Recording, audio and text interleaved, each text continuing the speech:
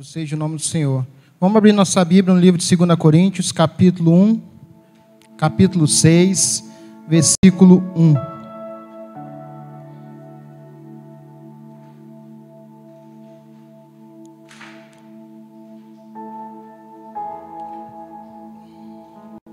O tema nessa noite que Deus colocou no nosso coração é que tempo que nós estamos vivendo, né? E esse versículo 1 e 2 é bem conhecido, é um texto que os irmãos conhecem bem, mas nesse momento de pandemia que nós estamos enfrentando, quadro político, ano eleitoral, pessoas desempregadas, desemprego muito grande, de novo voltando, enquanto os pais têm passado por lutas para trazer o seu sustento, missionários sendo perseguidos em campos. Irmãos, as lutas estão por todos os lados. E nesse tema da mensagem de hoje, eu gostaria de trazer de volta aquela alegria que você tinha quando você conheceu a esse Deus, de que você pode ser a diferença. Não fazer, você pode ser essa diferença. Nesse tempo que nós estamos vivendo. Tempo de Deus, que a gente vai trazer hoje, em 2 Coríntios 6, 1 e 2, vai nos dar esse parâmetro, que diz assim: e nós, como cooperadores de Deus, também vos exortamos a não receber a graça de Deus em vão. Porque Ele diz, no tempo aceitável eu te escutei, e no dia da salvação eu te socorri. Agora é o tempo aceitável, agora é o dia da salvação, que eu acho que é o principal. Na hora que fez o momento de oração, nosso irmão Enoque trouxe a palavra graça, né? Essa graça que nos alcançou, e o que nós temos de antemão, como servo, como filho desse Deus Altíssimo, se comportado. De que forma temos se comportado diante do que nós temos feito, diante do que nós temos visto, do que tem acontecido ao nosso redor, com o nosso vizinho, com a nossa localidade, com o nosso estado, com o nosso país. É cada atrocidade que a gente ouve na televisão, cada coisa horrível. E esse tema traz para nós uma reflexão que o nosso tempo de Deus é o tempo de salvação, que é a última parte. Agora é o dia da salvação. Quando a gente entender, quando nós compreender que o nosso tempo de Deus, de estarmos como conhecedores do Evangelho, como conhecedores dessa palavra, que nós conhecemos bem, que cada dia que a gente abre, Deus tem falado conosco de forma diferente. Quantas vezes nos deparamos em situações que a gente não precisaria, né, nem pedir conselho ou pedir oração. A gente entender o que a palavra nos diz, a gente entender todo o quadro que está acontecendo. E glória a Deus que a palavra tem se cumprido, glória a Deus que essa Bíblia é verdadeira, é real. Glória a Deus. Mas hoje nós estamos diante, né, trazendo mensagem em rede social. Muitos estão acompanhando a gente, não aqui só dentro do templo, mas pelo mundo afora. E eu gostaria de trazer para esse ouvinte da palavra de Deus, que está ao alcance do microfone, nessa noite, que hoje é o tempo da sua oportunidade de conhecer esse Deus, de desfrutar desse Deus que está aí, pela sua graça infinita que nos alcançou. Eu gostaria também que você, como cristão, não só quem não conheceu a Cristo, tivesse o tempo da sua restauração espiritual.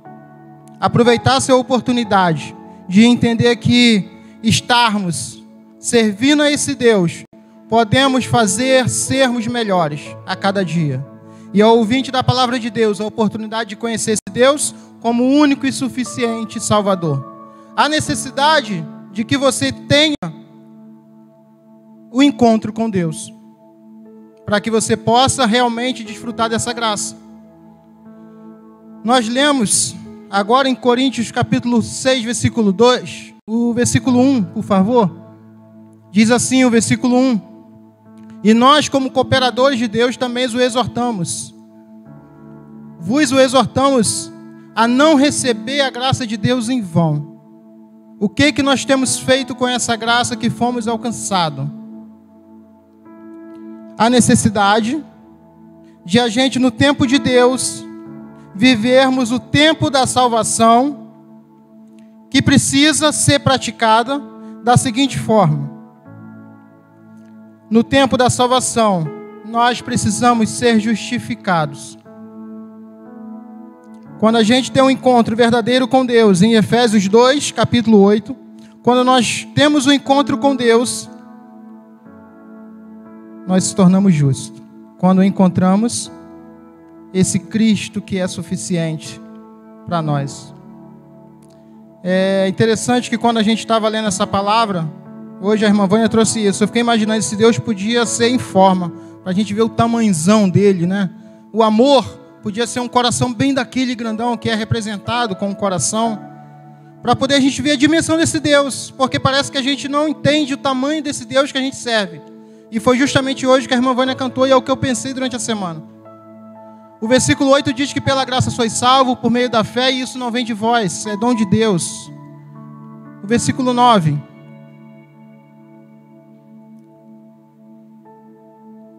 Não vem das obras para que ninguém se orgulhe. E o versículo 10. Pois fomos feitos por Ele. Isso basta. Criados em Cristo Jesus para as boas obras, previamente preparado por Deus para que andássemos nelas. Ao final da oração do irmão Enoque, ele falou assim: todo joelho se dobrará e todo ele se renderá ao Senhor. Não há quem não vai se render aos pés desse Deus. Seja hoje essa oportunidade, ou se você deixar passar, pode ser que Deus dê outra oportunidade, porque não sabemos o dia de amanhã, não sabemos o que vai acontecer daqui a pouco, não sabemos. Para o pecador, a justificação é conhecer a Cristo, é se render aos pés do Senhor e se tornar justo. Para nós cristãos, a justificação é a reconciliação com Deus mediante a fé, segundo a essa graça que você tem a oportunidade. A cada dia, lá atrás, com a entrada do pecado, lá atrás, nossos primeiros pais, Adão e Eva, nós entendemos que todo ser humano já nasce com a maldição do pecado. E é por essa razão que a Bíblia nos afirma que todos pecados e afastados estão da glória de Deus. Para colocar de forma simples, é preciso você se justificar diante de Deus. E Deus declarar na sua vida que você é justo. Todo aquele que recebe a Cristo baseado na justiça de Deus. Todo esse tema está em Romanos 3, capítulo 3, versículo 21 e 23. Não há aquele que possa se render aos pés do Senhor que Deus não vai declarar justo. A palavra de Deus nos diz isso.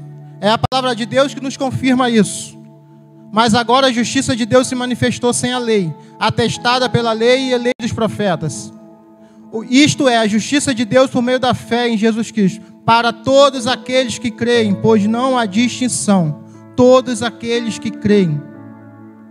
O nosso papel como servo, o nosso papel como mediante a palavra do Senhor, de trazer a palavra, é a necessidade de alertar para você, que para você encontrar com esse Deus, é necessário que você se renda aos pés do Senhor. E reconheça a esse Deus como o único e suficiente Salvador. Único, não há outro. Vivemos um tempo hoje de levantar profetas, levantar homens que se dizem de Deus. Mas se você quiser ter a certeza, é só ler a palavra. O nosso papel como cristão, em Gálatas 3:24, é de carregar cada um desses como se fosse criança. A nossa obrigação, a nossa responsabilidade de servos é dar a mão a quem não conhece, é pregar, é mostrar para quem não conhece essa palavra. E essa palavra que possa ser penetrada no coração das pessoas, de entendimento de só esse Deus é o único e suficiente Salvador. Gálatas 3:24. Desse modo a lei se tornou o nosso guia para nos conduzir a Cristo, a fim de que pela fé, fôssemos justificados. Eu acho que a gente como cristão, a gente pratica muito a fé nas lutas, nas enfermidades. No momento de oração aqui, eu não lembrei de uma pessoa, lembrei de tanta gente que precisa de oração. E eu lembrei do meu pai, que passou por uma enfermidade, e a irmã Maria Teles também. E quando eu fui buscar a oferta, eu vi meu pai indo para a igreja, ou seja, glorificado o nome do Senhor, que Deus já o levantou. É esse Deus que nós servimos. Pensei nele aqui no momento de oração. Pensei em pedir oração por ele. E ali no meu cantinho eu pedi oração por ele. E esse Deus que a gente está pregando é um Deus vivo.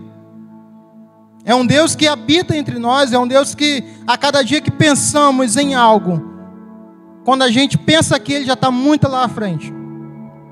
E esse texto diz isso em Gálatas 3, 24.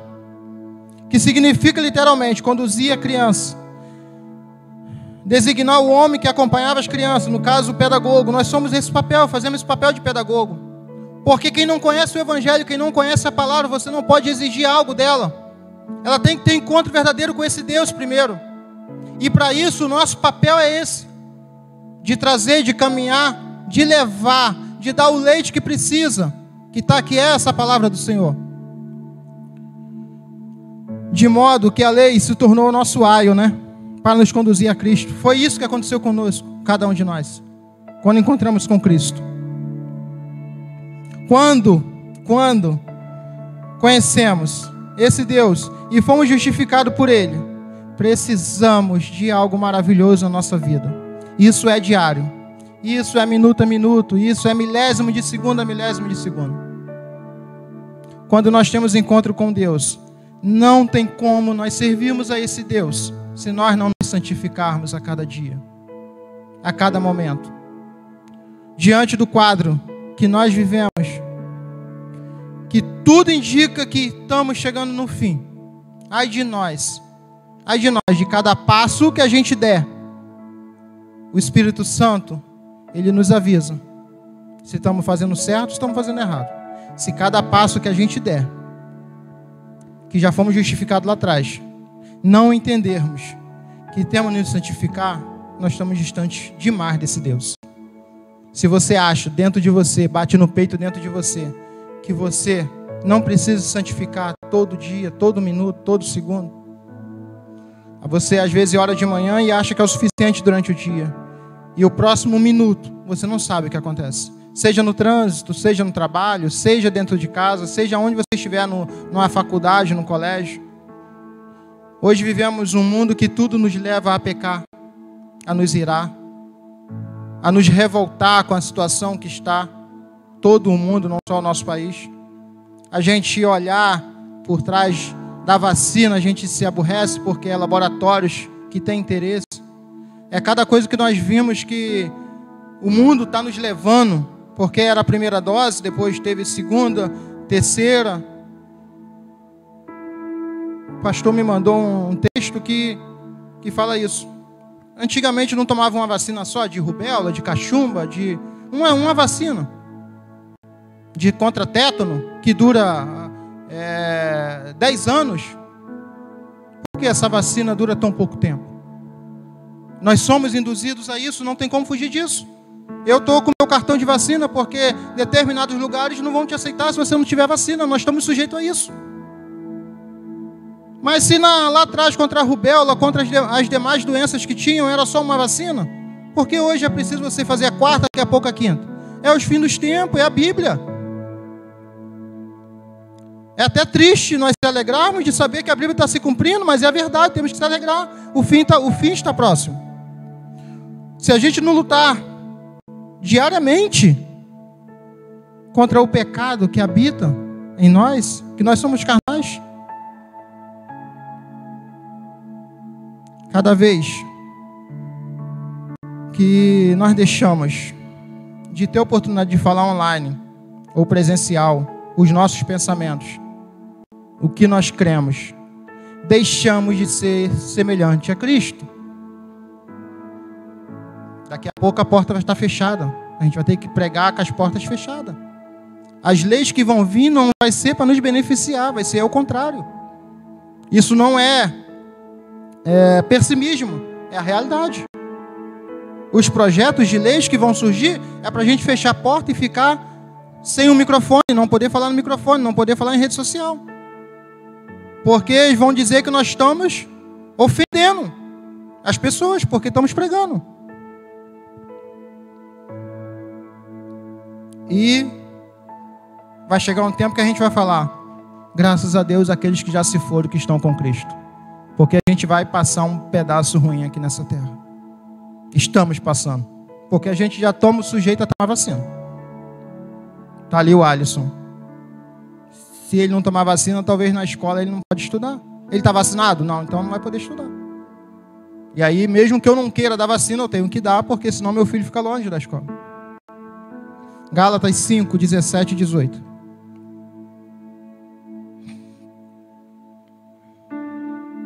Porque a carne luta contra o espírito, e o espírito contra a carne. Eles se opõem um ao outro, de modo que não consegui fazer o que quereis. E o 18. Mas se sois guiado pelo Espírito, já não estás debaixo da lei. É essa certeza que nós temos que ter de Deus. É uma luta constante. É uma luta entre nós mesmos, que já começa. Quando a gente abre uma rede social, quando a gente abre determinada matéria. Se vale a pena a gente entrar a fundo daquela matéria, se vale a pena a gente entrar a fundo... Já estamos vivendo essa luta constante contra a carne. Porque quando nós fomos justificados, quando nós aceitamos esse Cristo como o único e suficiente Salvador, a nossa carne não deixa de existir. A nossa luta continua. Então eu aceitei a Jesus, agora não peco mais. Não é bem assim. Enquanto estivermos aqui, nesse mundo, nós estamos sujeitos a pecar, a errar, a falhar, e a luta constante, espírito, carne, carne, espírito, com luta constante.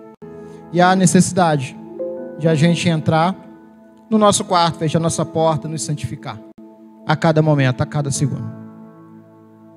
A santificação, temos 3 passos: confissão, regeneração e consagração. 1 Pedro 1,15. Nós começamos a santificação, o primeiro passo para se santificar é a confissão. A confissão começa quando a gente reconhece os nossos pecados. Quando reconhecemos que falhamos quando o nosso próximo. Quando reconhecemos que deixamos de pregar quando temos oportunidade. E nos leva a um processo longo na nossa vida. Mas sede vós também santos, em todo o vosso procedimento. É fácil? Quando a gente acordar amanhã, segunda-feira, é fácil a gente ser santo em todo o nosso próximo procedimento? Não. Assim como é santo aquele que vos amou. Mas há necessidade de sermos para que sejamos semelhantes a esse Deus. Há necessidade. E aí nós temos o passo para se santificar, que é confessar nossos pecados em todo momento. Acabou de pecar, reconheceu, já não deixa acumular. Vou chegar à noite e peço perdão a Deus. Não, Senhor, chora, se derrame diante do Senhor. A nossa oportunidade de confessar é aquela hora, aquele momento. A gente não sabe o que vai acontecer quando você pegar o seu carro, quando você sair do seu trabalho, até chegar em casa. Não deixa que isso aconteça só no fim da noite, na hora de dormir. Agora eu vou confessar todos os pecados do dia. Não faça isso. Você não sabe se você vai chegar até lá. 1 Pedro também, 1:23. Versículo 23. Fomos regenerados, não de semente perecível, mas imperecível pela palavra de Deus. Isso nos leva a outro nível, Quando nós reconhecemos nossos pecados, quando nós confessamos nossos pecados, quando procuramos a santificação, nos leva a ser regenerado, não de semente perecível, mas pela palavra de Deus que vive e permanece. Porque quando a gente confessa o nosso pecado, nós estamos dando um passo para a eternidade. Porque se a gente tiver um encontro com Deus, nós temos a certeza da nossa salvação. E que bom é, né? Quando a gente erra e a gente logo ora, eu me sinto leve. Senhor, me perdoa. Não foi por querer, ou se foi intencional, me perdoa mais ainda. Mas sai um peso do ombro, sai aquela pedra tão grande dos ombros, aquele peso horrível, aquele peso que te leva para trás a cair, te leva a desistir.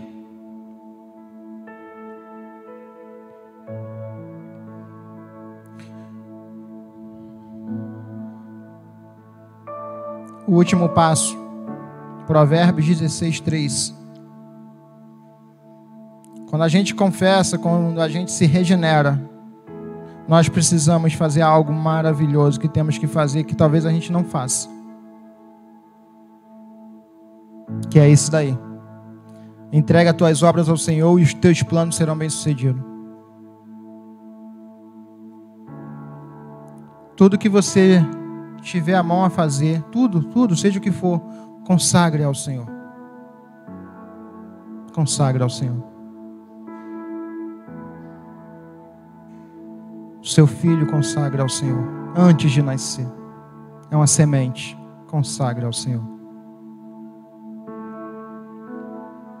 É tão bom quando a gente tem essa percepção que a dependência nossa é do Senhor, então o que nós temos é do Senhor.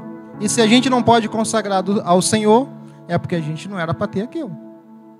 Se algo veio à tua mão e você não pode consagrar, porque veio ilícito. Então tudo que tiver ao seu alcance, consagre ao Senhor. Sabe qual o resultado de tudo isso? De você se encontrar com Jesus, de você se santificar. É Ezequiel 12:28.